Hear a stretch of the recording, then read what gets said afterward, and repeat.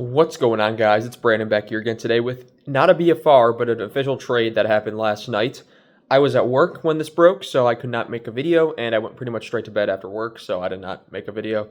Connor Murphy, after 9 long years, has finally been dealt to the Edmonton Oilers, kind of as I predicted. I've been talking with people at the Wolves, as well as just people I talk hockey with, that I thought Murphy was either going to Detroit or Edmonton. I leaned toward Edmonton because he was Stan Bowman's guy who originally brought him to Chicago back in 2017 for Nicholas Hjalmarsson. So Edmonton is my most likely destination. And we get the exact return that pretty much I expected, being a 2028 second-round pick. I expected a second.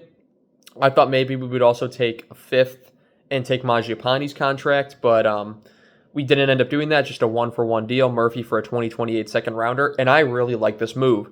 One, it gives one of the younger defensemen on the team a place to be on the roster, like Korchinski or Del Mastro, someone who hasn't cracked the lineup yet.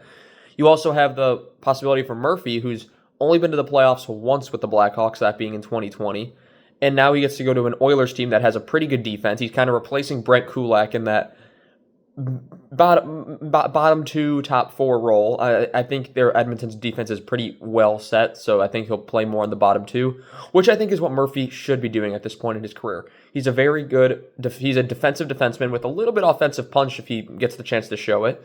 So overall, I think it's a pretty good move for the Oilers and a good move for Stan Bowman, which is something you don't really hear a lot these days. So good for him. And thirdly, the 2028 second I like a lot more than if it was a 2026 or 2027, is because it's pushing the draft pick down the line. In the future, the Hawks are going to need these draft picks in order, if they want, when they're better, they're going to need to be able to trade those out to acquire other pieces at their deadlines in the future. So hopefully these draft picks can turn into something even more. I know people are against, like, why do we need mid-round picks? Why do we need more draft picks? We already have players. We need players that are going to make us better now. I disagree. I'm in favor of just keep building through the draft. If there's a signing here and there you need to make, that's fine. But the Hawks have such a plethora of picks and prospects right now.